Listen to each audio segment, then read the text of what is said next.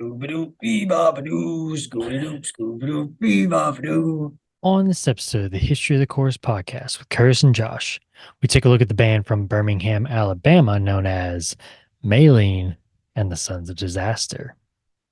Make sure to follow us on Twitter at IsSurvivedByPro for news and the latest episode postings.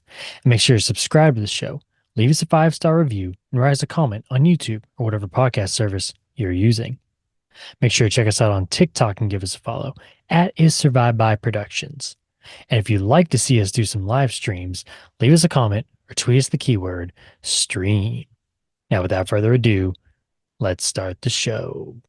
The devil is in Atlanta. Army surrounded.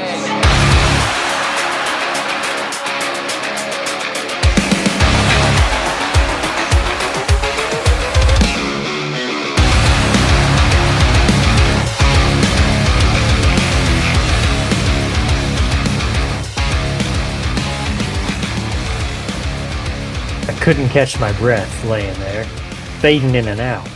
And I can remember Mother telling me, home is where the heart is. But my heart has all been black. Coming to the end of my road, but I never wanted it like this. Not like this. Looking over there lay Mother, and louder I screamed her name, but she wouldn't say anything. This was all too familiar, but I've never been on this side of things. Memories of my brothers racing through my mind, and soon I know we'll all be together again. The sound of gunfire so loud and rapid, but it seemed to be so quiet around me. And out of nowhere, I felt peace cover me. And I reached down and reloaded my ticket home, the taste of cold steel on my lips. And a second later, silence fills the January air. They carried us off and laid us in the city to let the public see of our defeat. But we still live on. We live on. Years may pass, but the story will be told of Mother Maylene and us, her sons of disaster. Welcome back to the History of the Corps podcast, sponsored by the Church of the Second Track, where each and every episode we take a look at the history of a band from the Corps genre. I'm Curtis. With me, as always, is my co-host, Josh. Josh, welcome to 2024, buddy. What's going on? What? You're muted. You must still be in 2023. If You're I get still muted. uncomfortable at Oh, any there we go. point in the show, I'll just get on my phone. I have no problem being on my phone for the entire show. What's happening? Yeah, you ever see What's that that? about? You ever see that? I think you should leave sketch. No, I haven't seen that one. Oh God, that one's great. Where he's a talk Which one show is it? host. Oh, no, I haven't seen that one. Yeah, he if he gets into an argument with somebody on the show, like his guest, and he feels He like just gets on his they're phone? like beating him, like if they're making him look stupid, he just gets on his phone. Nice. Like, Oh, good. So I'm winning. I'm beating you. Cool. Sweet. Yeah. Happy New Year, Josh. What's going on? Happy New Year. Happy New Year. We've been doing this thing since 2021, I believe, as a production company, at least. History of the Corps has been around since August of 2022. So here we are yet again, working on a brand new year. What's the cold brew of choice tonight, Josh? We're having a nice Waterloo. We're still drinking Summerberry. I don't know if they have Summerberry. a winter flavor. Winterberry. Yeah, not summertime around these parts right now, bro. About to get even worse. Yeah, it's about to be like -6 degrees. Yeah. Frozen nipples upcoming, that's for sure. Josh, as always, we like to start each and every episode of the History of the Chorus podcast with a little what did you listen to this week? I will start us off here in the new year with a band known as Gaslight Anthem. I think I've showed you them before, or at least told you about them. They're just kind of like just kind of a chill rock. They're from New Jersey. These are some really good ones. They've got more than just these 4 albums But I'm bringing them up and just mentioning these four older ones to say that I listened to their brand new one that they put out, I think just this past year. It's called History Books. It's their first one since like 2016, maybe 15 or 16. They went on hiatus for a while, and so they came back with this one, History Books. It's pretty good. Um, the only thing I'll say is they kind of got to a point in their last couple albums where they were good, but they were just like to me, in my personal opinion, they were just like another album for their discography. There were still some good songs on it, but it didn't jump out at me like some of their older ones. Probably my favorite one from them is either 59 Sound, which is their sophomore album, or Handwritten, which I think it was their fourth album, I think. But yeah, so that's what I listened to this past week, Josh. What about you? What did you listen to this past week or weeks? We've been off for a while, so I guess you can count that too if you want. Yeah, I just picked a couple that kind of stuck with me a little bit more Mhm. than the rest. I Where'd got a you preview go? and I was kind of curious about one of them. I just always do this. There it is. Okay, so behind me over here, this Mhm. is the Forecast's first EP. Relationships ruin friendships. Um, and it's a really good one. Uh, I don't know, a lot of their earlier stuff all sounds very similar. Like they Right. know what they want to sound like early on, and they just stick with that. Um, I was gonna say that's what Gaslight is. Gaslight Anthem. They stick with the same kind of sound throughout. okay, because I And it listened worked for them, to, but anyway. yeah, I listened to because I think they're about to put out an album pretty soon. The forecast? Yeah, Really? Okay. yeah, they released a single the other day, Oh, okay. and I think I saw something the other day for like a pre-order on the album. Okay. Because there was a vinyl involved, and I have a hard time believing they would have put out a vinyl for that one or a single. That would be weird. Unless it's a deal where it's like a reissue for like the anniversary, maybe or something. Yeah. But uh and it still sounds relatively the same, but it's not exactly like those first few albums. Okay. But this is one of my favorites. Um that one and In the Shadow of Two Gunmen, I believe. I believe that's the name of the album. What's that? I'm sorry. What was that one more time? In the Shadow of Two Gunmen. What about it? I was saying I'm pretty sure that's the name of the That's album. their that's their sophomore album.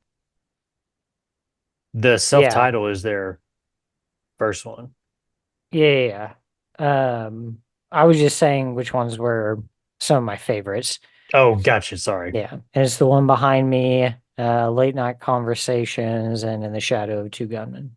Gotcha. They have a couple other EPs, and then they have Proof of Impact.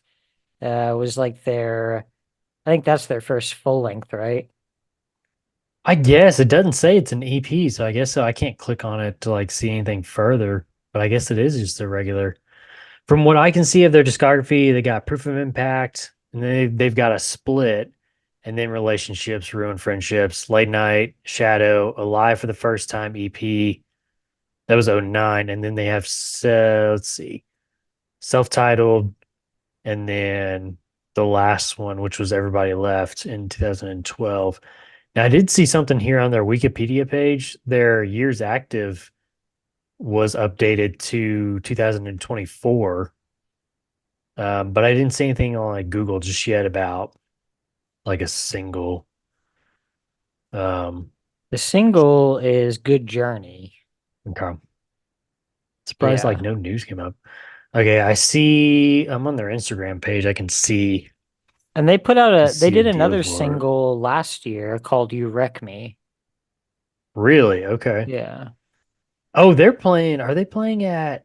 Oh, I guess they're gonna play in the Shadow of Two Gunmen in its full at when we were young fest this year. That's pretty good. Yeah, nice. I didn't know they were on that. Yeah, I didn't know they were going to be part of that festival. Hmm. Can you And guess what then MC, can you guess what My Chemical Romance is going to play? is it Black Parade? Yeah. Oh man. Which is kind of weird. I would almost expect them for that tour to play Three Cheers. Yeah, I just Like Black Parade didn't come out till like 2007 or 8, right? 2007. I just feel like, I mean, we're getting off on a tangent because we're going to talk about that band next week, but I don't know. I just kind of feel like they overdid Black Parade, you know? Too many Yeah. tours I mean, if you have to do a tour that says, the Black Parade is dead, then it's like, this is it, it's over. It's like, all right, we've ran it into the ground. It's a good Yeah. album. It's It's a good not their album. best album. Yeah, I don't think so Like I either. like Bullets and I acknowledge that Three Cheers was probably their best album.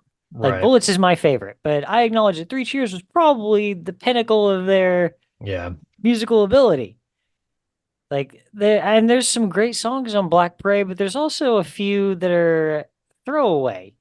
Yeah. And Like, then Danger Days is just kind of its own little thing out there. yeah, It's I on like an to look at island. Danger Days like a obviously a Well, concept album, but it's almost written like a movie, you know? yeah, yeah, yeah. Well, they did a comic book series after it too. Of course, they're all under that, but Did I anyway, talk to you did I talk to you about that music video? yeah. Okay, cool. About how Mm, you yeah. guys are talking about the lead singer always lives until the end. They're always like Right. the Yeah. last one to get killed. Okay, cool. Yeah. I just want to make sure I brought Um, that up. yeah, I think that actually happens in Maylene and Dry the River music video too. I think Dallas is the last one to die. Who's the band right behind you? Did you say anything about them yet? Oh, Arsonist. Okay, gotcha. Yeah, and this is not the Nice. this is Listen to the Color, which is the last album they put out. This is not the original album artwork. I was gonna say that doesn't even look familiar. Well, this was for they did a different release with this is the album art, but I didn't put the other one up. The other one's got it's got a bunch of crazy stuff, but it's got a manatee with boobs. Manatee with boobs. Okay. It's very strange. So I was just like, Okay. Are we I was like, are I don't want we this to get flagged for anything. is this a podcast for children now? No, I just didn't want the video to get flagged or anything because it's, Hey, there's boobs in that. I mean, there's nipples, so it's, I mean, I've got nipple too. You want me to show them or please don't. they're right here. But this Cool. is, if not Game of Life, Listen to the Colors, probably my favorite Arsonist album. If we've learned anything about Josh in 2023, it's he loves Pneumonia Hawk from Cancer Bats. There's probably something else. I can't think of a second one, but the number three is Josh's favorite Arsonist to get all the girls album is Listen to the Color. Yeah. Or Game of Life. I've probably said that 1,000 times. Yeah, I mean, But this album was the you one that really, they, especially like last year, you really harped on Listen to the Color though, bro. I mean, I get what yeah, you're saying, but it's like you really like to bring it up several times. I love this And album. we haven't even talked about Arsonist Get All the I Girls love yet. this album. It's fantastic. It's the best. A lot of people are saying it's a great album. All right, thanks, Trump. Uh, It's huge. It was huge. so this is the one that they did on their own, no label, recorded Right. it in a home studio, and it's their best album. It's the best quality. Original They vocalist came back and did some stuff too, right? both of their original Both vocalists. of the originals. There you go. Yeah, so that's the thing about them is like they've had three different vocalists, but they were all like in the band kind of at like the same time.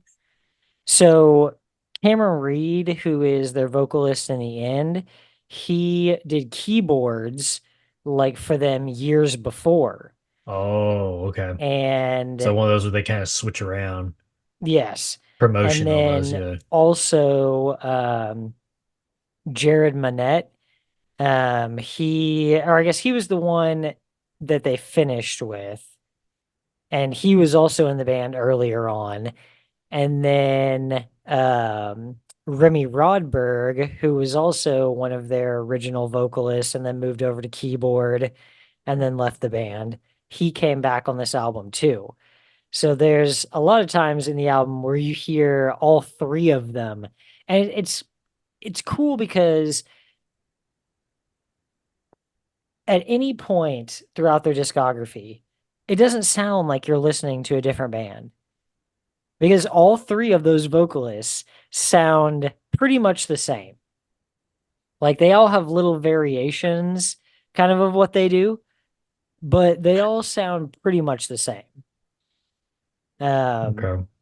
and it's a familiar sound because you've always heard, at the point where Cameron Reed's the vocalist, you're used to hearing Jared's vocals because he's already in the band. He's doing backup vocals. And so when he switches over to lead vocalist, it's almost like you never skip a beat. So they have a really clean transition of these vocalists because they've all were in the band already contributing to vocals. Right. Okay. So, but yeah, this is a great one. If I haven't stressed it enough, listen to this album. It's fantastic, especially if you like music in that vein. I saw the album artwork. Okay. That's disturbing. Yeah. Okay. I got the Cool. pre-order on that bad boy. Nice. Ah! Cool. Alrighty, man. Let's get down to business, Josh. Let's talk about Maylene. We've been waiting on this one for a while. I was kind of holding out. I don't know if I told you this. I was kind of holding out to see if they would put out a new record. That way we could talk about that at the same time as, but yeah. I won't We'll hear talk this. I won't. we'll talk about that when we get there. I won't hear any But nonsense about this. I gave up and I just said screw it. If you guys want to put out, and I thought to You myself, gave up? You came to your senses? yes, You and that's what I said. We'll talk about it more when we get there. We're your friends, But Curtis, and we just wanted to help you. You had but a problem and we just wanted you to get some help. anyway, yeah, my thought was the moment that I do this episode and start making notes and everything, we record it, they're gonna come out and be like, oh, by the way, we've got a fifth album coming out. And they'll be like, screw you, Dallas, screw you. But anyway, I digress. Today we're taking a look at the band known as Maylene and the Sons of Disaster. Genre-wise, they are categorized in metalcore, southern metal, and southern rock. Do you have any name you want to throw onto that, Josh, or no crazy made-up name? No, Oh, Southern metal good. has always been what I Fun time categorized core, Maylene as. yeah. Southern core, yeah. Cool. With his departure for various reasons from the band Under Oath in 2003, behind him, former frontman Dallas Taylor would begin the second chapter of his musical career in 2004 with a short stint as unclean vocalist slash keyboardist for a band called The New Tragic. Have you ever heard of the band called The New Tragic, Josh? Can't hear you. I've heard of them, but I've not Very, very listened to them. short-lived. Yeah, I was about to say very Oh, short-lived. New Tragic was a band started by former and original vocalist From First to Last, Philip Reardon. And like I said, this band lasted just for a short stint. They put out several songs entitled "They Don't Make Hallmark Cards for Moments Like This," "You're So Jazz Face," and "Half Cock Smile," and "Two Guns Blazing."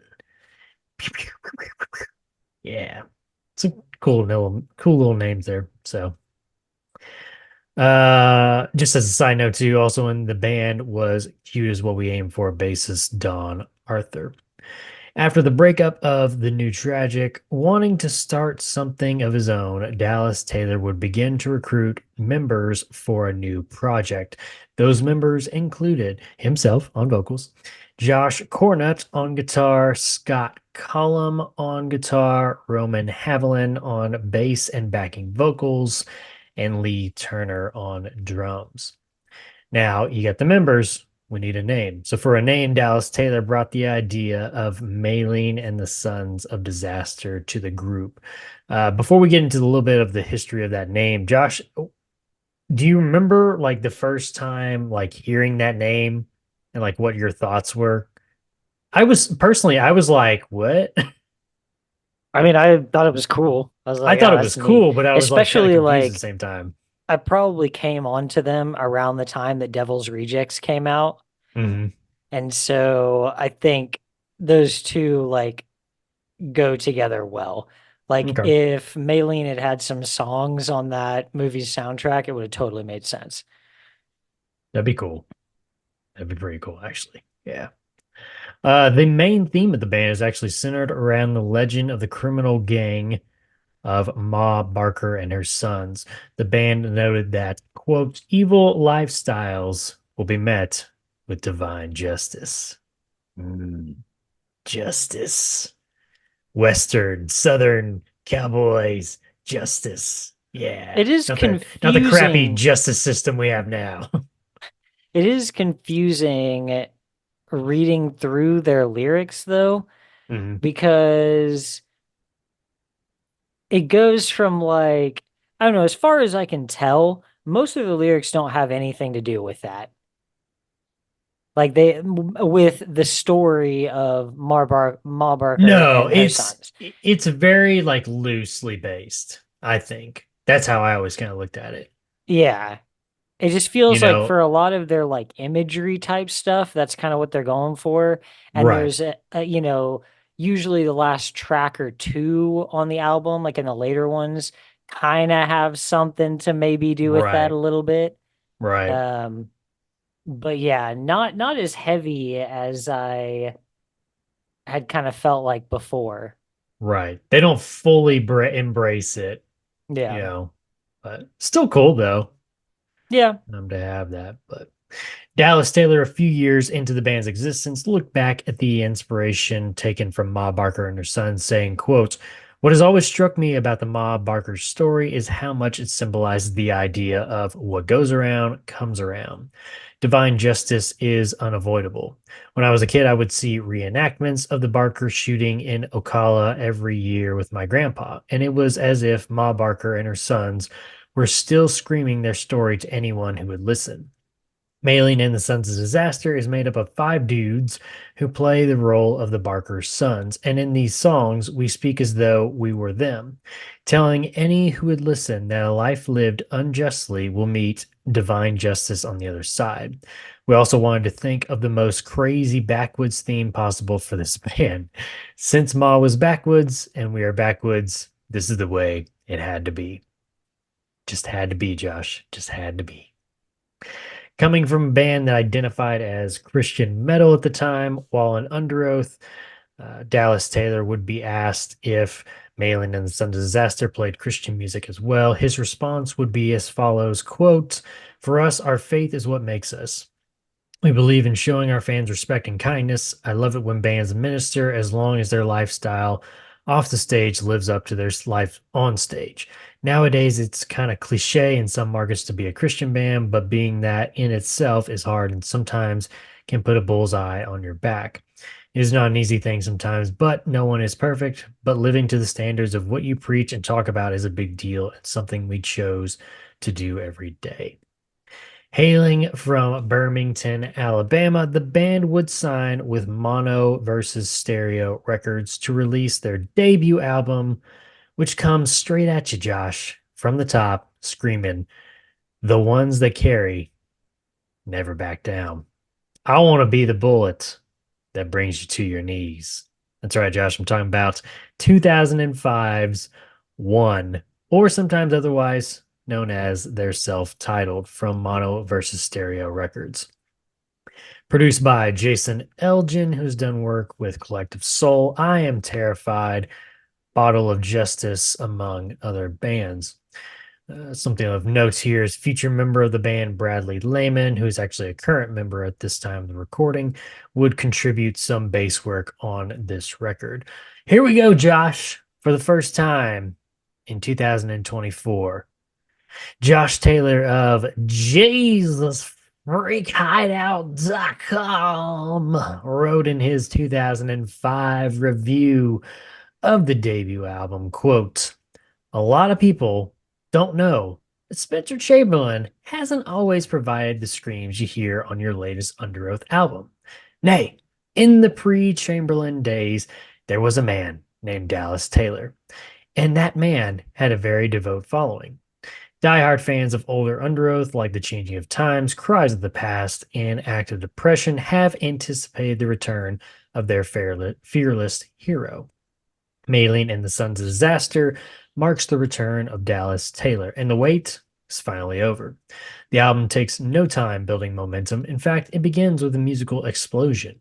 Taylor's raspy scream is filled in with a Southern core, there you go, Josh, style guitar riff before a bit of a pause. And then Taylor again with a yeah that with Alabama pride takes 2 syllables to pronounce. It sets the tone for the entire record. There's a Leonard Skinner vibe throughout the entire 35-minute runtime, but it's infused with a 2005 hardcore sensibility that makes it hard to resist if you are a fan of either style. And even if you aren't, you may find a lot to like about Maylene. Lyrically, the band stays true to the Southern rebel attitude, and most of the lyrics reflect that view. They don't shy from spiritual topics either. The Road Home to Panther Creek talks about a person prone to identify their spiritual life by the mood they happen to be in. If the blinders were gone, would you feel Jesus? You've seen miracles. I know you. Faith comes like waves.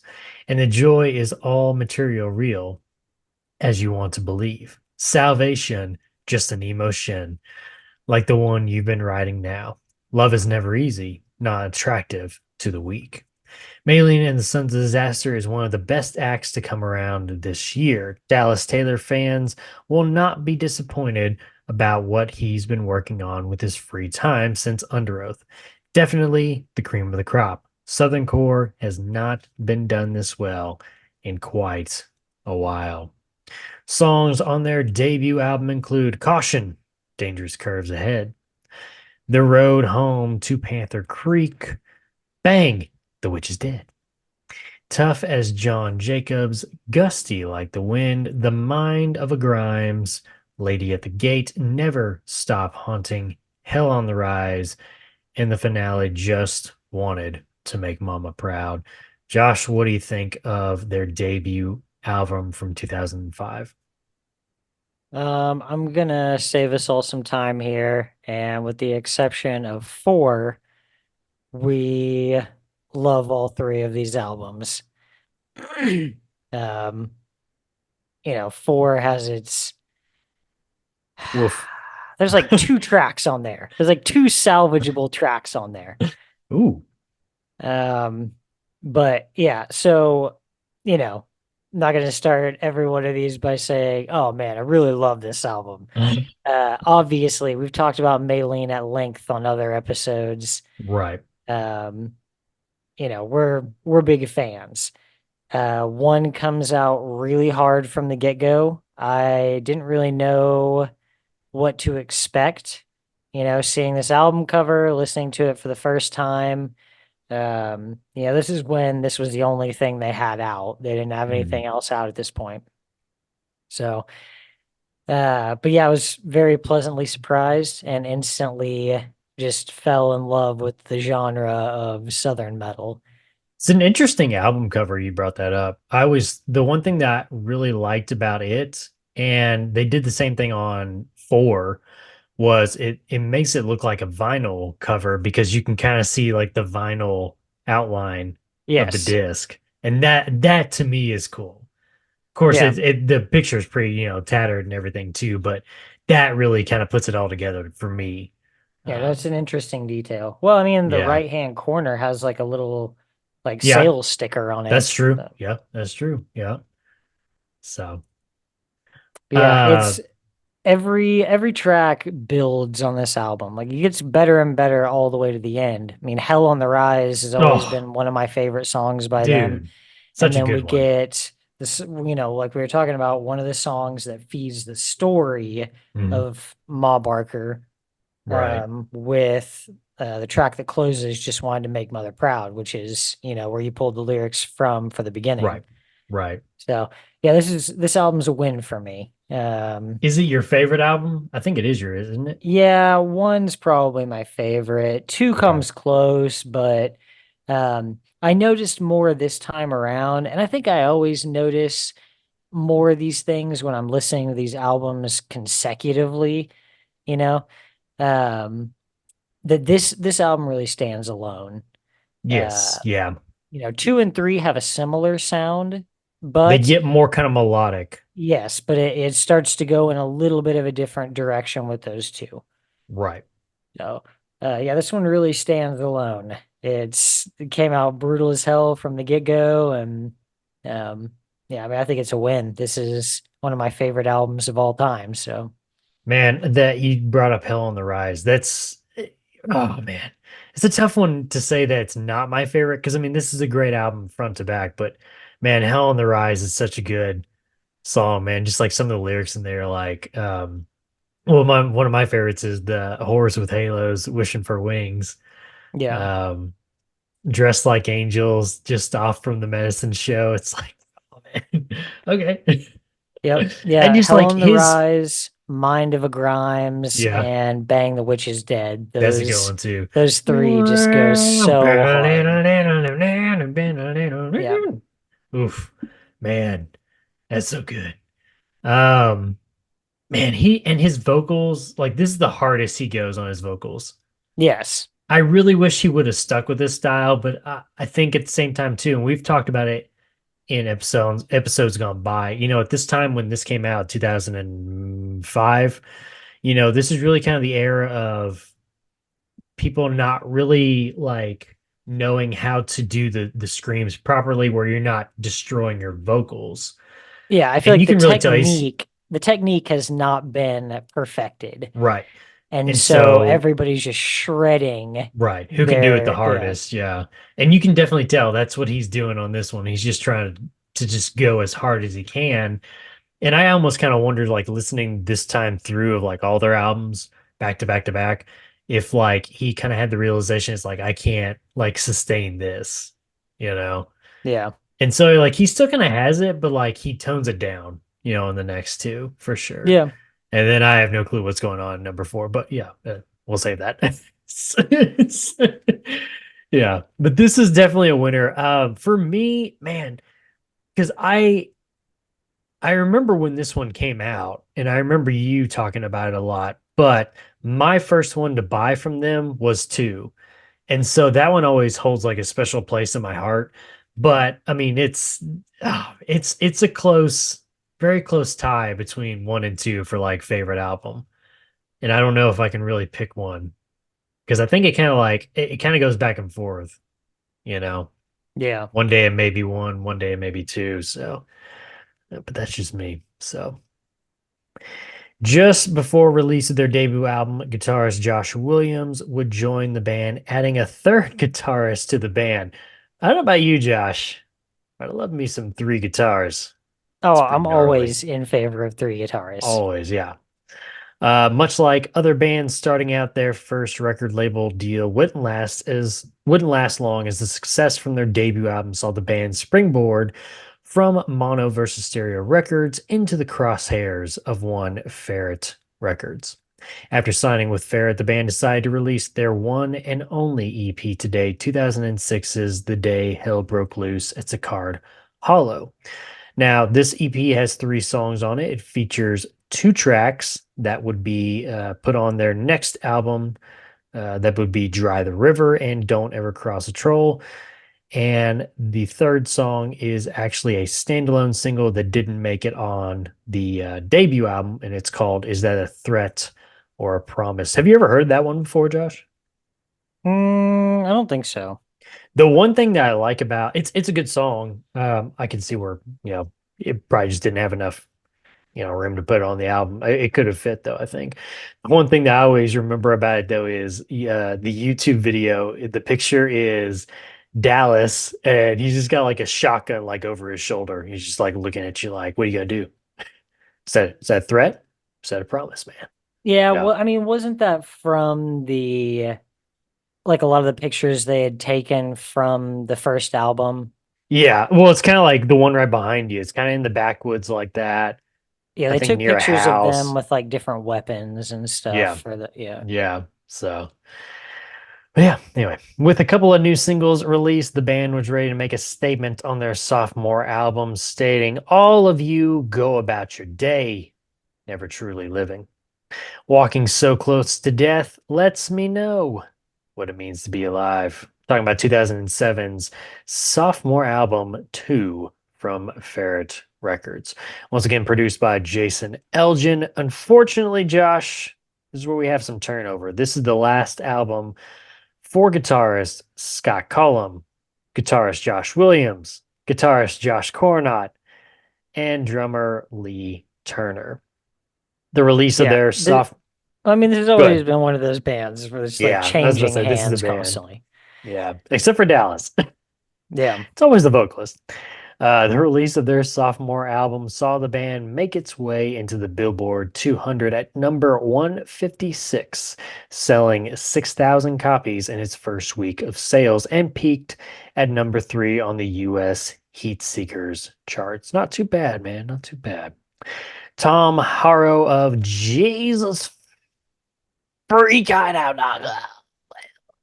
wrote in his review of the sophomore album, quote, "The band's most recent work is a grand resupply of all the elements that first launched Maylene deep into the hard music scene. Dallas Taylor's inspiring Southern accented vocals are generally severely abrasive and dynamic, but occasionally he deviates into more melodic singing. The drums and bass are extremely heavy with tight fills, and the multiple guitars are mind blowing.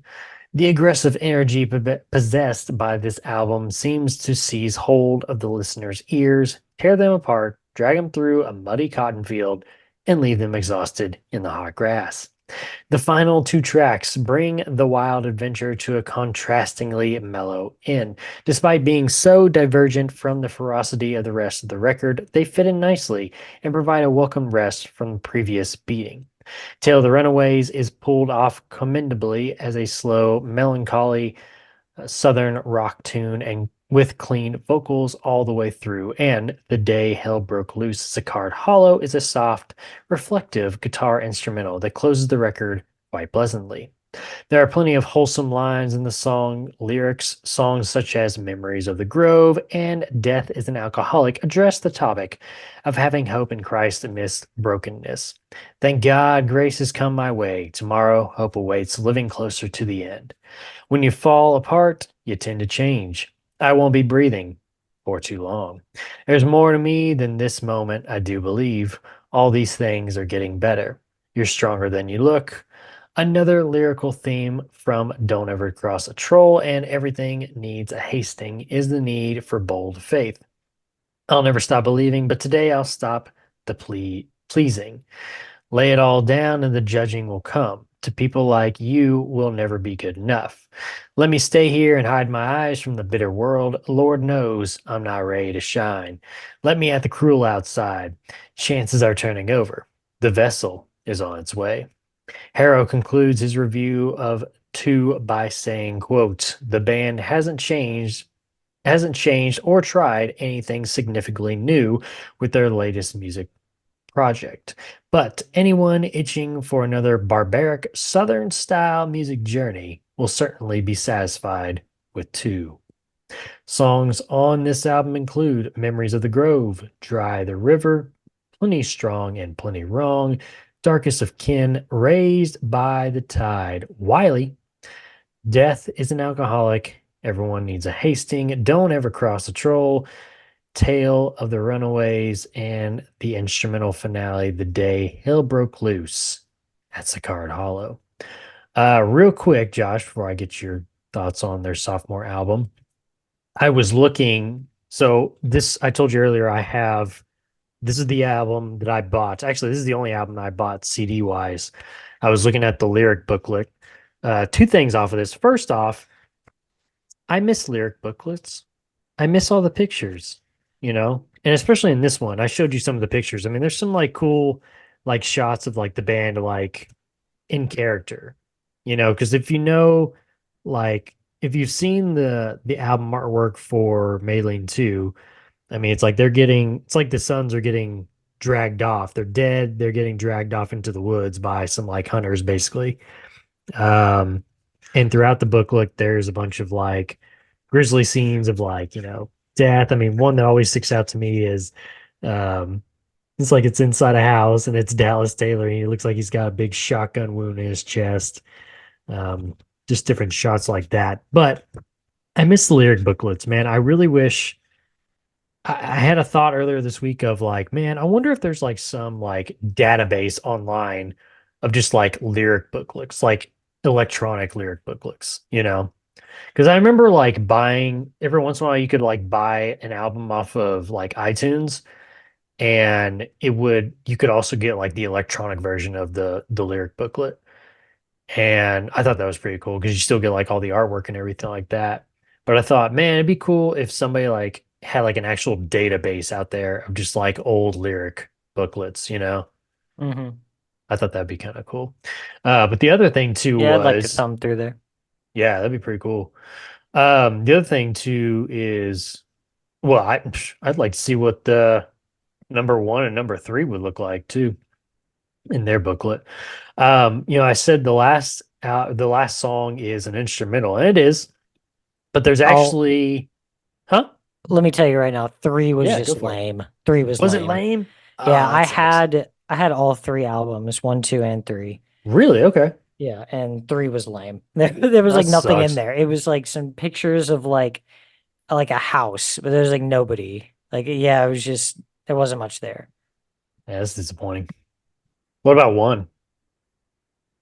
One had all those pictures Like of that like I was behind you? talking about. Yeah, these, but then there was also the one that you were talking about where like Dallas The has the weapons. shotgun, and it was where it wasn't what they were wearing for this. It was what they were Right. wearing on the cover of Right. one.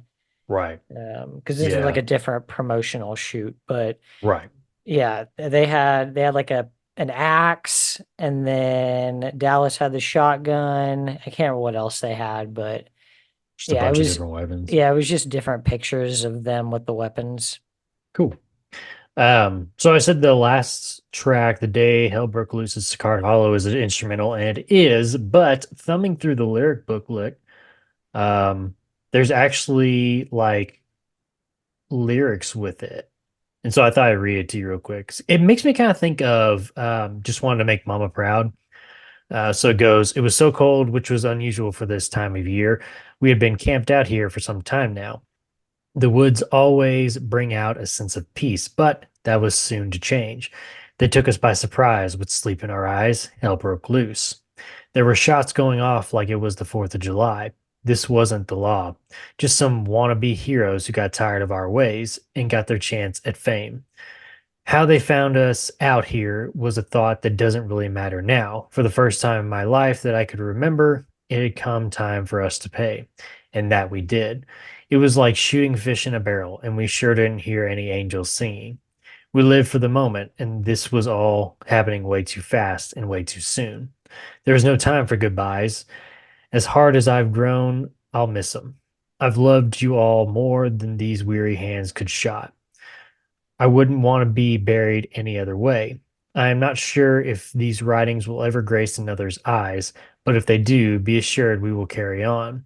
This is the story of our mother Maylene and us, her proud sons of disaster, a legend that will never die. So I just thought that was kind of cool. I thought I'd read that to you because I didn't know if you even No, I didn't. That heard was that interesting. before. But so yeah. Hmm. All right, what did you think of their sophomore album, Josh? I mean, I know we kind of hinted at it a little bit. It's not anything. I mean, it's not one. One stands on its own. We both kind of hinted at it drives a little more melodic at times. There's a little more singing in it, kind of.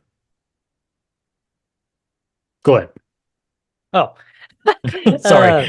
uh, yeah. The I mean, obviously these two are the best. Right. But yeah, it takes kind of a different turn. It almost leans more into the southern music part of it. Right. His vocals turn more from like a scream to like kind of like a hoarse yell, you know? Yeah. Um, again, you know, going through lyrics and stuff, there's not a lot here that's related to the story. Right. Um, it's, you know, a lot of, yeah, it's like the first album. It's a lot of people paying for things that they've done or regrets or, you know, talking about revenge. Um, but probably some of the most standout tracks to me, they always have a great opener. You know, Memories of the Oh, Grove is a good one. yeah. Um, What's your Darkest favorite opener of um, their album? I think three is really good. Three's really good. It's a very interesting way to start, man. Like I it comes in love with the the crickets, man. banjo. Like Yeah, it's pretty sick. that's pretty good. But the standout ones on this one for me are Memories of the Grove, Darkest to Kin, Raised by the Tide. You know, they're all great, but there's a couple of them, you know, that just are Yeah, a little bit different. But yeah, I think you hit it right. It gets a little bit more melodic. I almost feel like we're feeling more Skinnerd influence in this, you know, going right. forward. Yeah. So, which, you You know, they've s- got the three guitarists. So, right. Yeah. I feel like you kind of hit like there's some that like the two that I always think of is like everyone needs a Hastings and don't ever cross a troll where like how do I say this? Like it feels like it's trending towards four, but not really because four is just like all out like radio bullcrap. But I don't know, it just like those two always kind of were kind of like I mean they were good, but like and then I remember like three, like the back half of three, I was kind of like once you get to like listen close and Old Iron Hills I feel and like No Good Listen Saints, kind of Close like is good because they don't they're have any songs like that. If they right. They're had more songs like that, it would be cheesy. right. They're good. It's just like it feels like knowing what we know is coming on like four. I feel like you're starting to kind of lean that way though. Yeah. Yeah. You can always I mean, see obvious, it, you know, in retrospect, you can always see it coming. right? Yeah. I mean, obviously not as hard as what they did on four, and I mean hard not in a music way, but you know what I mean. Um, Yeah, I don't know. But I mean, overall, I mean, I love this album. I told you before, it's the first one I bought. This is the one that I relate to Maylene the most. I always when I think of Maylene, I always look at that. I always think I always picture the album cover. Um yeah, it's good, man.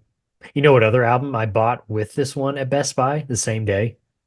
Can you guess? It's a band we've talked about on this here podcast. Let's see here. They were both brand new, 2006, 2007. Hmm. Right off the top, I don't know. Okay. It was Maybe maybe Discovering the Waterfront? no, that was No, that 2005. would have been earlier, yeah. Yeah, it was Vanna's Curses. That Oh, came okay. out in '07. Okay. So when I think of one, I think of the other because Nice. that was a good time, man. That was a really good time. Yeah, that is number two, sophomore album. The band would see their popularity rise through music videos of their songs featured on shows such as MTV2's Headbangers Ball, which included Dry the River and Darkest of Kin. Along with these music videos, the band's song Memories of the Grove would also find a new audience, being featured on the video games Tony Hawk's Proving Ground and as a downloadable track on Guitar Hero 2. With several members leaving the group, new members Chad Huff on guitar, Jake Duncan on guitar, Kelly Nunn on guitar, and Matthew Clark on drums would join the band. I do like the fact that even though they lost all three guitarists, they went ahead and brought three more in Yeah. instead of just going, we'll just go back to two. So props to them for that. In support of their brand new album, the band toured with Haste the Day, From Autumn to Ashes, The Sleeping, and Alicena. And in May of 2007, frontman Dallas Taylor would play with his former band Under Oath for the first time since 2003. Awkward! As Maylene and the Sons of Disaster. I like how my notes decided to autocorrect from Maylene to Marlene. Marlene and the Sons of Disaster. That's less intimidating. Yeah. Ugh. Embarked on the Dirty South tour with Under Oath, Norma Jean, and a band. I'm wondering if you've ever heard this band, Josh. They weren't around for very long, but a band called The Glass Ocean. Nope. No, I don't know them.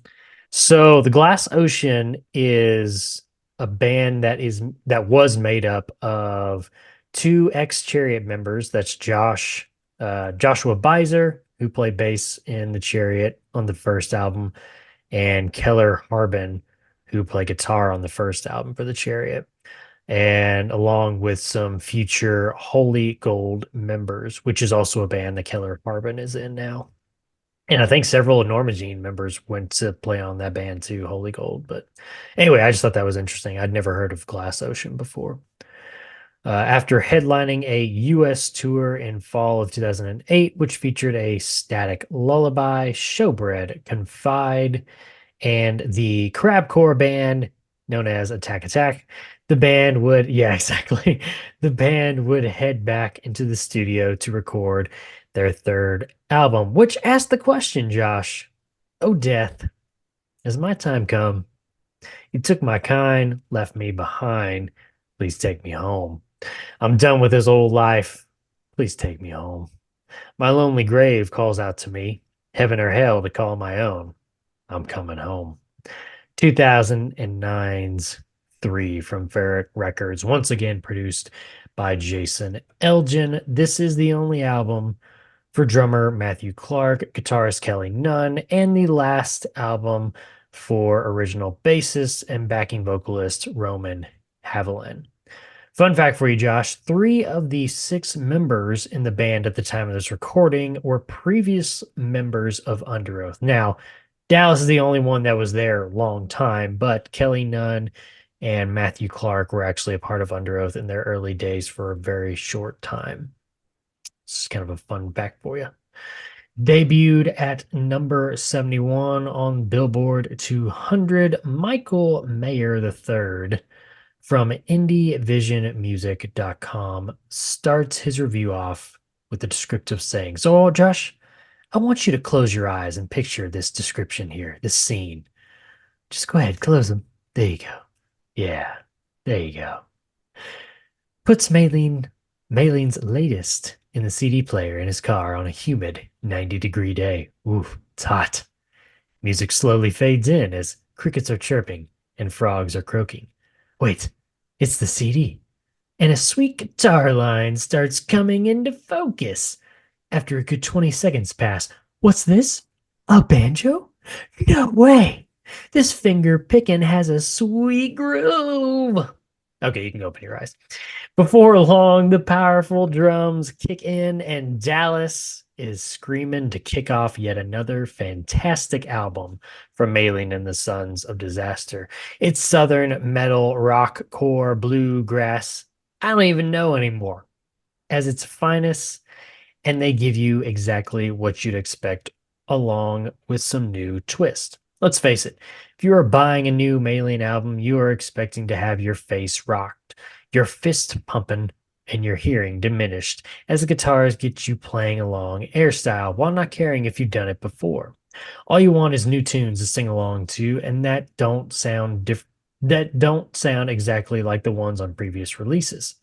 If that describes how you feel, then you are in for another wild ride. The fist pumping is in full force on the album's most rockin' track, Step Up, I'm on it.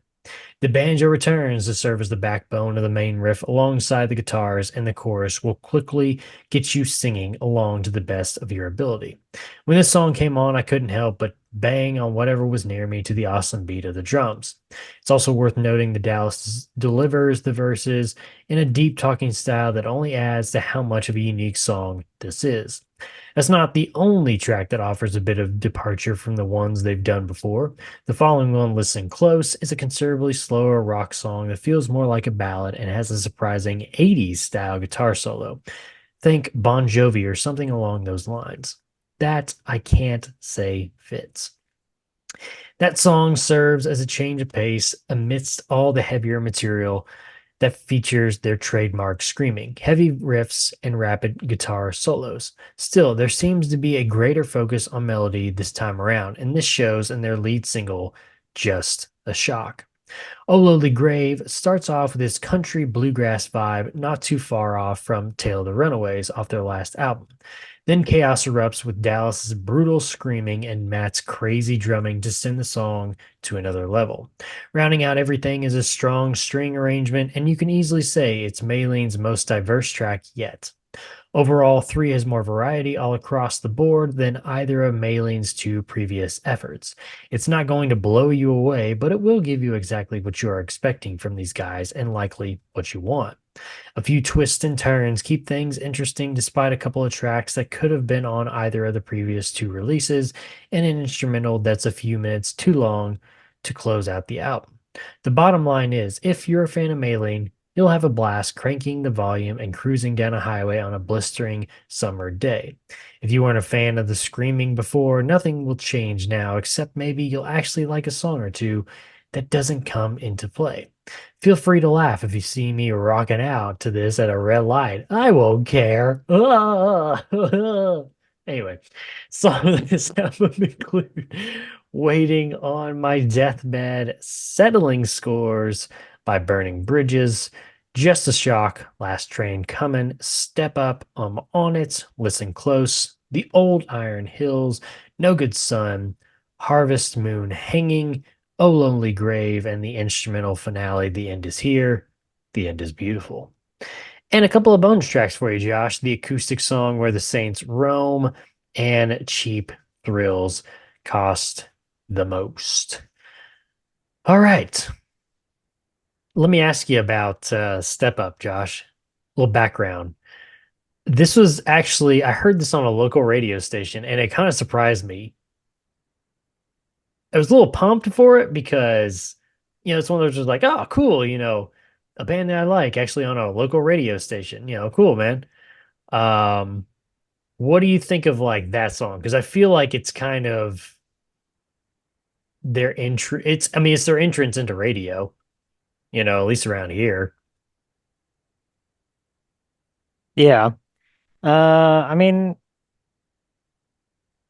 I don't know. What you said earlier about like the last half of the album falling off, I feel Mhm. like it doesn't. I feel like it Okay. goes pretty good all the way through the end. I'm not the biggest fan of the instrumental at the end of this one. It's just kind of like boring. Yeah, it's Uh, not like Sicard, yeah.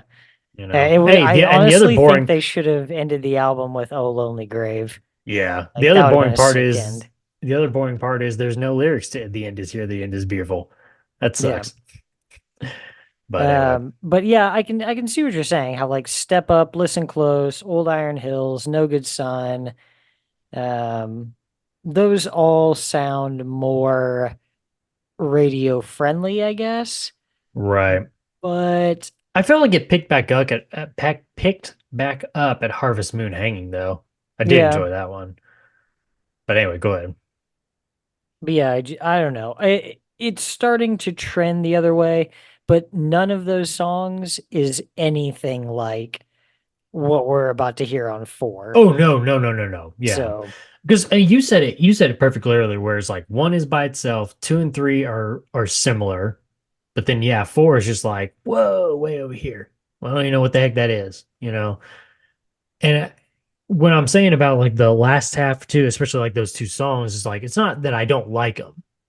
I like them. I sing along to them, but it's just like listening to it like this time around, it's kind of like, man, yeah, it's really feeling like it's trending in a direction that I don't want it to go, you know? Yeah. So still good songs, but yeah. Have you heard either one of the bonus tracks before? No, I haven't. I don't remember listening to Cheap Thrills, but I always did enjoy Where the Saints Roam. It was an acoustic song that they did. That was always pretty good. I'll have to But listen to that one. yeah, man, there's something too about I don't know how you feel about like Dry the River. It's pretty good. To me though, it's not as good as like um Road Home from Panther Creek. That's a good one. Second song to an Yeah. album, but man, Settling Scores by Burning Bridges, they go hard on that one, man. Yes, they I do. love I love the time change towards like the end. That's pretty cool. Yeah. Just a Shock is a good one to sing along to. And I love like the guitar picking on that riff. Mm, dirty. Um, yeah, waiting on my deathbed, dude. That's a hard one to like knock off for like an intro to an album from Maylene.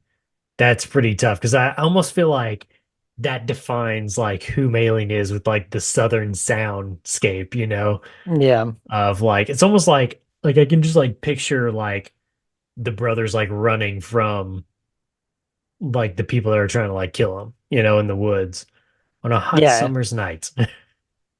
Yeah. It sounds like some music that would be playing like during a prison break, you know? Yeah. And then like that first hit of like the drums is like the shotgun blast, like shooting somebody basically. Okay. Yeah. And then the other thing too, I don't know if you can relate to this, but Oh Lonely Grave, that beginning part always makes me think of the movie Oh Brother Where Art Thou. And I think there's actually Mm-hmm. some of those lyrics kind of come from, I feel like they kind of come from that maybe. Hmm. The very beginning, Oh Death, Has My Time Come? But anyway, I always think of Oh Brother Where Art Thou with that. But do you have anything else for a number three, Josh?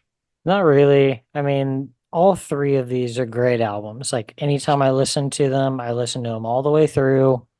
Right. Um, yeah, it's really it's four that I feel like is just nonsense. I'm still interested to hear what two songs you actually liked off of four. Yeah, We'll get there. We'll get there. But I will say, Josh, let's give a salute because the best days are behind us for Maylene.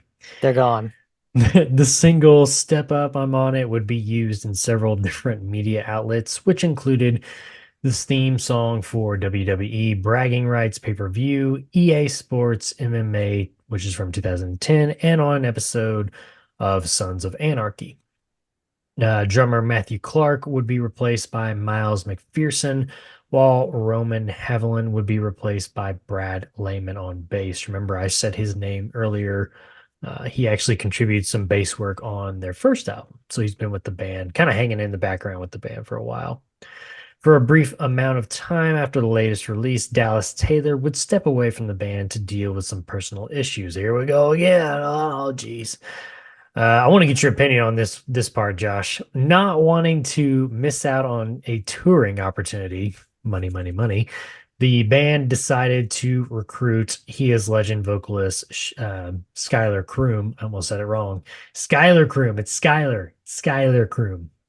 Although it really looks like Schuler Sky Croom. Crooner. Sky Crooner took Dallas's spot on tour. So with Skylar doing that, taking Dallas's spot, that means there's no original members on this tour. Yeah, Ew. that's kind of weird. Yeah, I mean, this is not Melee. This I is a would cover want to band. see I would want to see Maylene playing with Skylar Croon like as the That'd be vocalist. cool. That'd be kind of cool. Yeah. I saw the wedding one time with two guys from Glass Casket playing with them. Whoa, So that's pretty cool. that was pretty awesome. That's And it actually was just pretty cool. because one of the guys had a family emergency and he had to go back home, and the other one had just had a baby. And so they reached out to them and they were like, hell yeah. And so it was like the bassist and the drummer were from Glass Casket. Was, huh? It's interesting. Did the guy, how was I going to say this? The guy having the baby, did it turn out that he was the guy who had the family emergency found out that his bandmate was having a baby with his wife? Hmm. No, Interesting. no, they weren't gone Yeah. for the same reason. No, I mean, I get what you're saying. It'd be kind of cool to see Skylar do, some Maylene songs, but no original members though, man. I mean, like, ew. Yeah, it is weird. At that point, you're just a cover band. That's what they should have put on the posters. Be like, this tour is, Norma Jean and Haste the Day and a cover band, Marlene and the Sons of Disaster. Yeah. There you go. The band was invited on the Taste of Chaos tour in Europe at the end of 2009. Now, during that tour, and Dallas is back with the band this time, by the way. During the tour on their way to their next show in Germany, the band would be involved in an auto accident. Now, no major injuries occurred, but the band did miss their set at the festival. But not wanting to disappoint fans, they showed up at their merch table later in the day. After getting back stateside, guitarist Kelly Nunn would leave the band and not be replaced as the band went back to two guitarists. Boo! Boo. The band headed back into the studio to record their next album, teasing fans by saying, quote, "Here you go, Josh, this one's just for you." Quote, "There is no way, and I mean no way, to describe this record. Be ready to have your minds open to the best Maylene yet." Ugh. Why are bands always so like Don't do that. Just don't do that. they're just not self-aware. Like they You're can't like you're see. setting yourself up for failure. Yeah. Oh, I was going to tell you too that in that interview that I was watching with what's his face from Devil Wears Prada, Mhm. he was saying that I can't remember which one of their newest albums, but he was saying that was their best album they'd ever written. Yeah, bands are always so not self-aware like about this kind of thing. Like, do you just get so fucking delusional at a certain point I that just you think of like can't? go ahead. Well, I don't know. I mean, that's pretty much the end of my thought. Like, I don't see how they can't see I that they're think putting sometimes out you hot garbage. yeah, I think at some point you just kind of get like wrapped up in the fact of just like I'm making art. And I think, well, I don't, in the end it's like, well, it was a terrible album. Well, I really don't care what people think because I enjoyed it and I'm writing it for me. And it's like, okay. But Right? I'm the Yeah. one buying it. Right. Yeah. I know. I don't know how I feel about that. Yeah. I don't know. I'm not saying that's exactly how he's thinking or anybody else, but just I don't know. I think you get to a point where you kind of lose. Like my thing is like, how can you say that? It's like you don't know what your fans' opinions are going to be on this. That's like you saying like, I know what my fans are and I know what they like. It's like, no. Yeah. But if that wasn't bad enough for you, Josh, here's another quote for you. Even Dallas Taylor let his thoughts be known about the upcoming record, saying, quote, "We are so excited about this new record. It will be by far our best yet. We couldn't ask for a better group of people on board making this record happen. I'm talking about 2011's Four from Ferret Records, produced by Brian Virtue and Rob Graves. Last album for Chad Huff on guitar and Jake Duncan on guitar, and the only album for Miles McPherson on drums. Scott Freiberger of Jesus Freak wrote in his review of the album four. Jesus Freak Hideout's still covering these albums at this point. Yes. Why didn't you react, man? I'm surprised. You didn't do your thing, man. My reaction is I can't believe Jesus He's Freak still Hideout's shocked. still covering these albums. Yeah. Yeah. Why? Because they're hot garbage? it just feels like by the time you get to 4, like there's not much in the way of a Ah, Christian rock I band think here, I you know? yeah, but I feel like once they covered you, like they're gonna continue to cover you rather. I mean, you know what I mean? I don't think Did they they really cover care. Under Oath in the later album? Ooh, good I don't question. remember. I can't remember. I don't know. I'll have to look. Anyway, back to Scott. Quote, 4 opens up with In Dead We Dream, which gives us a taste that Maylene sound we've come to love.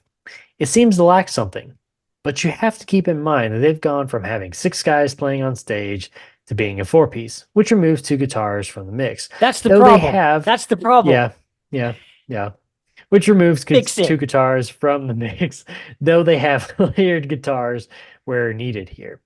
They may also be the explanation for the sound change during the rest of the album, which isn't anything like typical Maylene. In Dead We Dream is the only song that can really be considered any type of metal. The rest of 4 is like a southern rock album, but the traces of influence from bands like, oh boy, Shinedown and Theory of a Dead Man. Oh boy. One of the singles they've released before the album's release is one called Open Your Eyes, which is the perfect example of this sound change. It's pretty generic rock with some heavy riffs, but a severe lack of creativity or that Maylene charm that fans expected from their band. Then there are songs like Taking on Water, which sounds like a modern and moderately heavier Leonard Skinnerd song. 2 songs later is Come For You, which unfortunately brings to mind the band Hinder. Oh boy. Oh boy. I do like the hook a little, but I feel like I enjoy the catchiness of it rather than calling it well written. So far, I've given the impression that Malin's new direction and sound isn't a good change. While there are some tracks that really left me disappointed, 4 has also has some shining moments as well. Even though some of the tracks are really reminiscent of some of the current worst rock bands. Nice. I do like the touch Maylin gave them, whether it's the abrasive lyrics from Dallas Taylor or the hard driving guitars that are prevalent throughout the heavier tracks. They do give the songs a little bit of a Maylin twist. The song Drought of 85 is really slow and down to earth with a heavy Pink Floyd influence. It's odd, but I like it. However, the top tracks are closer to the beginning of the album. The classic Maylene style song In Dead We Dream gets things off to a great start, even if it is a little misrepresentative of the rest of 4. And I enjoyed Faith Healer Bring Me Down. It's a mid tempo rock song with almost a, dare I say it, pop rock vibe within the verses. It may be the most uncharacteristic Maylene song of all of 4, reminding me somewhat of bands like Blue October and Finger 11. Oh God. For the last 2 tracks, we have Drought of 85 and Off to the Laughing Place, which are both odd tracks. As odd as they are, they're also pretty characteristic of a Mailing album ending. I mentioned the Pink Floyd qualities of Drought of 85, but it's also similar to past Mailing songs like Tale of Runaways. Off to the Laughing Place is actually borderline creepy. I just wanted to make Mother proud from their self titled album. It features quiet music with Taylor's slightly broken, almost desperate sounding vocals telling a tale of despair that keeps in line, in some part, with the story of Mother Maylene and the Sun Disaster.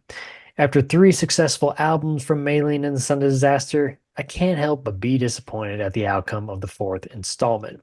It has its moments, but the majority of 4 is filled with mildly altered 4 Maylene rock songs that may have come from some warehouse full of them. However, this is only one album. Maylene is a good band, and they deserve the love and support they've received over the years. I don't feel like they've improved on their sound again, but I don't think this is the end for the band. I, like many of the fans who have been turned off by this addition to their discography, look forward to 5. Well, we all did, but no. Songs on this Hate to album disappoint. include songs on this album include In Dead We Dream, Save Me, Faith Healer, Bring Me Down, Open Your Eyes, Killing Me Slowly, Taking on Water, Fate Games, Come For You, Never Enough, Cats Walk, Drought of 85, and the instrumental finale, Off to the Laughing Place, and a couple of bonus tracks here for you, Josh, Carry Us Away, and Save Me, which is a High Top Kicks remix. Okay, we've waited. What two songs did they do for Um, what two songs in um, this album did it for you or just okay for you or what? I don't know how you want to describe it, but go ahead. okay. In Dead We Dream, Hmm. if that had been on a previous album with three guitarists and Hmm. his vocals being in better shape than they clearly are on this album, then this would have been something to work with. Like Right. would have been a great track for two or three. Um, and then the other one for me is going to be Faith Healer, Mm. and it's just because it reminds me a lot of Listen Close. Yeah. They're Yeah. very similar, and that's one I can listen to on here that it's okay. Aside from that, the rest of this is terrible. He's doing that new vocal style the whole time.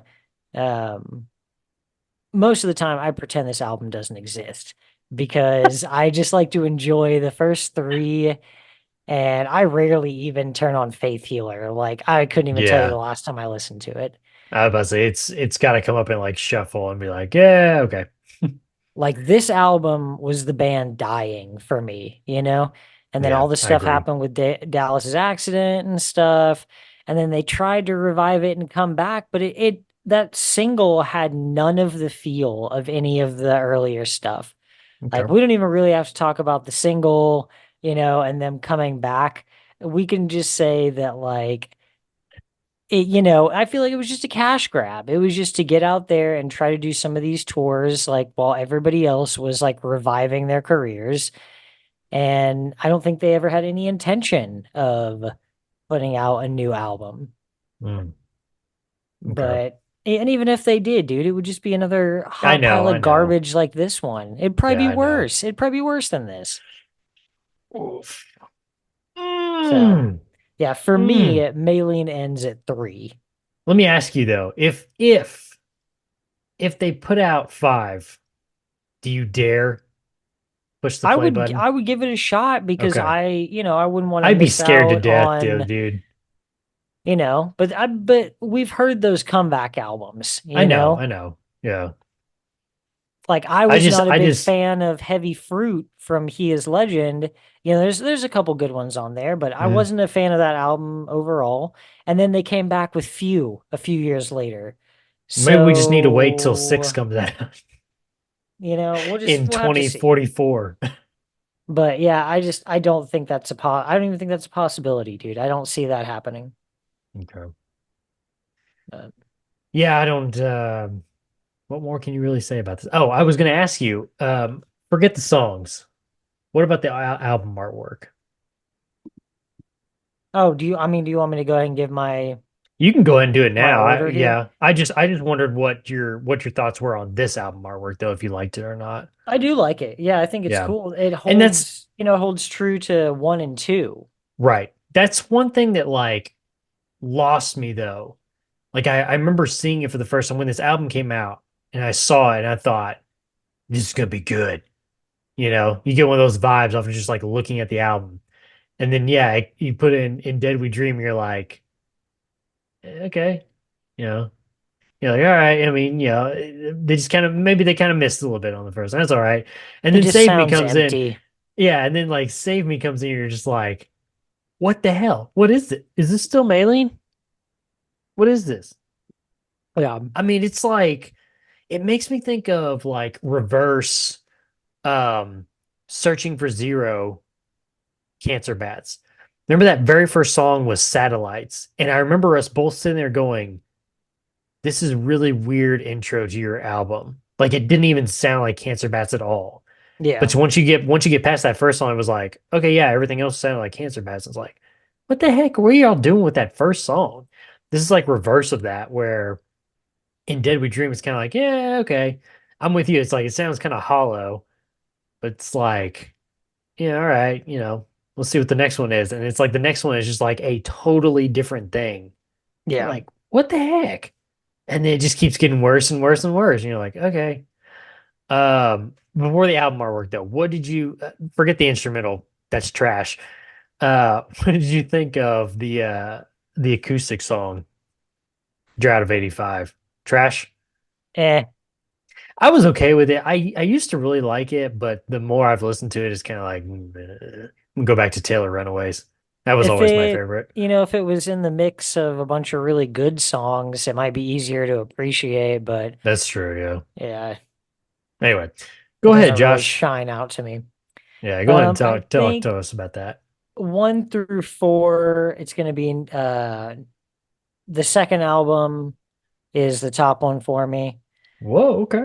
Then 2 is probably gonna be the first album. Okay. Uh, Third, probably this one, just strictly based on artwork. That was I don't weird. I don't hate 3. It's It's basic. like it's a bridge. Yeah. I think And it's then like you said, once interesting, you kind of creepy what looking, but yeah, but then like once you like you said, once you get into lyric books, it's like, where are the people at? Where are the yeah, sons?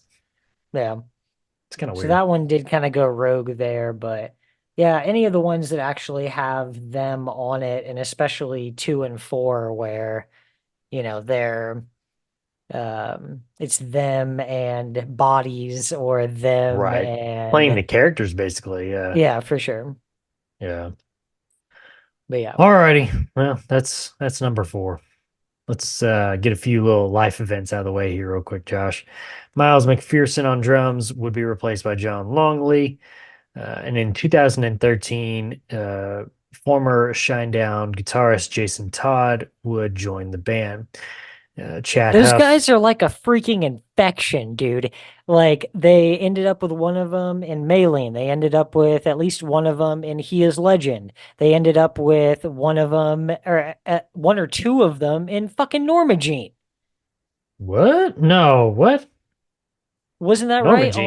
On Polo No. Similar was when, or where were those guys from? They were from some other butt rock band. Some other butt.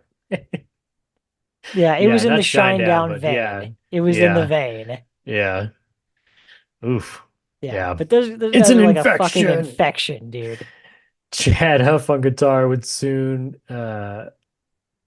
leave the band, would soon after leave the band and be replaced by Steve Savis on guitar. After touring on and off for the next several years, news would come out in 2015 that according to Dallas Taylor, the band was getting ready to get back into the studio to record Five, even posting a picture a few months later of the band with the producer in the studio. I remember that picture and I was a little disturbed by who the producer was. I don't know who the guy was, but he looked like somebody in like a glam rock band from the 80s. And I was like, no, you're just gonna dig a deeper grave. And I remember too, like I couldn't find the quote, but I remember reading at that time when all that came out that like they were like, yeah, four is a terrible album. We were just super disappointed with it, and we were like, I remember them saying something about like it was like they were basically like forced into like do it by like the record company or something. I don't know. Something really weird, but like they acted like they were like really disappointed with it at the time. It's like, Okay. well, okay. Would have been nice to know what five would have sounded like back then after that disappointment, but Right. probably would have been even more disappointing, but who knows. Soon after, several events would change the trajectory of the band forever. First one is on December 12th, 2015, bandmates Dallas Taylor and Jake Duncan were assaulted by police outside of a bar, with both men sustaining injuries. Both would be taken to holding, where Taylor would be detained for an hour while Duncan would be charged with disorderly conduct. So that one kind of put a little stop in your recording process there, which sucks. Thankfully, in the end, both men walked away determined to finish the latest record. However, though, the next year, in August of 2016, it was reported that Dallas Taylor had been life flighted to a nearby hospital after a violent ATV accident. According to his family, Dallas suffered multiple broken bones, internal bleeding, and head injuries. In need of helping to pay medical bills from his hospital stay, longtime friend and bandmate in a side project with Dallas Taylor, that band was called Zeal. Michael Ray came to Taylor's aid, setting up a benefit concert on September 17, 2016. At that concert, Maylene and Son Disaster would play together as a band with several guest vocalists filling in for Taylor, such as Keller Harbin of X Chariot, Matthew Hastings of My Children, My Bride, among others. With Taylor's injuries being as severe as they were, many fans were left wondering if the tales of Ma Barker and her sons had come to an end, and as the band would go on hiatus. As the years continued to pass, Dallas's horrific accident, fans continued to cling to the hope that a return announcement would come from the band. I was one of those fans. It wasn't until January 2022, almost 6 years after the ATV crash, that a glimmer of hope was leaked as the word of a new music video was being recorded for the band. 2 months after the leak, the band would announce their return at the upcoming Furnace Fest 2022, later announcing a show the day before. Finally, on September 6, 2022, the band released their first new song in over a decade, along with a music video. The song was entitled Burn the Witches. Josh has already given his opinion on it. I didn't hate it, but I get what you're saying too. It's just like you're missing some stuff. I felt like there was some things like some of those guitar tones at times kind of made me think of some like maybe off of like three maybe specifically like that little solo part. But I'm with you on what you're saying about like it's missing like that old school Maylene feel, and you would think after all these years they would be like, yeah, let's get back into like what made us popular back in the day. But I don't know. Since Furnace Fest 2022, the band has played a few shows and festivals sporadically. You are on the side of five is never happening, cash grab, all that fun stuff. For the while there, I didn't think that was going to happen, but I like at least was like skeptical and kind of held out hope of like, okay, maybe, now they've come back with this like a single, and it's like, okay, well, what are you gonna do? And you know me for like all of 2022 or the end of 2022 and like all of last year is like, just give me something. Just tell me what you're doing. Like if you are just like coming back for like a cash grab of like, oh hey, we're just gonna like tour. It's like whatever then. I mean, I'm not gonna go see you because like you said it before, I don't want to go see this entity of Maylene play songs from like one and two and even three because it's not. I mean, Dallas is the only one from that group. But I'm just like, give me something. Like, let me know what your plans are. Because if you're not gonna do like an album, it's like then I'm just gonna move on. I'm just gonna forget about it. And I remember telling Eric too that like even when the single came out, I was like skeptical. Like I didn't want to be like, yep, they're back. And then at the same time, I want to be like garbage because it's a single. And kind of like what you said before, it's like I want a full album. I want a full sample before I can say yay or nay on whether I feel that they're back or not. And now it's like, okay, are we getting that fifth album or not? You know, just that's all I want to know. Or what are you going to do? Just tell me your plans.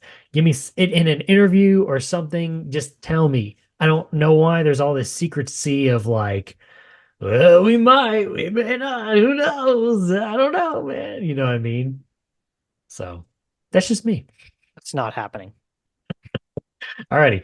Last thing, Josh, before we get on out of here, because my battery is about dead. Um, does the eye patch on Dallas Taylor, does it lend to the band's background of like the southern feel and the Ma Barker story for you? Does it do it Yeah. for you? Yeah. I think that's pretty cool. Yeah. Because then in like You can't kill like if they me. took new photos and stuff, it would just look like he took some horrible injury, which Right, he did. exactly. But He did. yeah, but his character. Yeah, yeah, that's what I was gonna say. All right, final thoughts from you, Josh, on the band known as Maylene and the Sons of Disaster. Listen to 1 through 3. If you like 4, you're probably better off listening to somebody else do it better. If So if a friend comes along and says, "Hey, I've got an album from Maylene I want you to listen to," and they hand you number 4, this is what you do. You take it, you say thank you, you walk straight over to a trash can and you throw it in the can. And then you walk back over to your friend and you put your arm on his shoulder and you say, "You're welcome." And then you dump that friend. Yeah, those Maybe first kill three him. I don't know. albums, those first three albums are the best. You know, if you're on the heavier side of things, one's going to be your best bet. If you're on the more melodic side of things, two and three. But yeah, just do yourself a favor and don't sully If you're, as I'm saying, if you're Maylene's good into, name by listening to four. if you're into, what were some of the bands? Shinedown, Rev Theory, Finger 11, Blue October, then yeah, go ahead, go listen to 4. Dude, Shinedown and Blue October have better albums than this one. Ooh, Like that's what I okay, was saying. Like okay, if you okay. feel like you like four, then do yourself a favor and go listen to a band that's what they actually specialize in. Like Right, that's their whole thing, you know? right. Yeah. So Disappointing. A great start, but a disappointing finish. That's the thing that always haunted us for Maylene. it's the thing that So. haunts us for a lot of bands. Oh, As I'm yeah, realizing but more and more every I episode. know. Yeah, but it's just like, man, this one really hurt, you know? I Yeah. mean, just like the way is like 4 came out and just like so disappointed. And then with like the accident, and it's like sitting there for years of like, is he even gonna live? Am I gonna Google him one day? He's like, yep, Dallas Taylor died. He'd be like, dang, that sucks. Or you know what? You know, because it all just like kind of left in limbo, and you're you're left with that bad taste in your mouth too. So I don't know. That's why I just like that it hits harder for me personally with Maylene. But I get what you're saying too. It seems to be a trend here on the History of the Chorus podcast. We always start out good, but we always finish bad. Yeah. Oh well. All righty, here we go. First one of 2024. Make sure to follow us on Twitter at IsSurvivedByPro for news and the latest episode postings, not just on this show, but our other shows as well. We have the History of the Chorus After Hours podcast, where I sit down with my good friend and avid listener of this very podcast right here, Eric, and we talk about bands that me and Josh have already covered. The race is on. We will catch you soon. We also have the Red Right Hand podcast, which has covered all 6 seasons with a few history episodes in between seasons of the BBC/Netflix hit show The Peaky Blinders. And we also have the Throne of the Dragon podcast, which so far has covered season 1, soon to be season 2 of HBO's House of the Dragon. And we'll have a brand new episode coming up here pretty soon of our Fire and Blood book series. Also, while you're on Twitter, make sure to follow my co-host at Joshua Lynn Gary. Make sure to leave us a 5-star review and write us a comment on whatever podcast service you're using. And if you want to listen to us, see our smiling faces, head on over to our YouTube page. Just search Is Survived by Productions. That'll have every episode from all of our shows. Subscribe to the channel, thumbs up the video. Alrighty, Josh, until next week when we start our two-part series on the legendary band from New Jersey known as My Chemical Romance. We'll see you.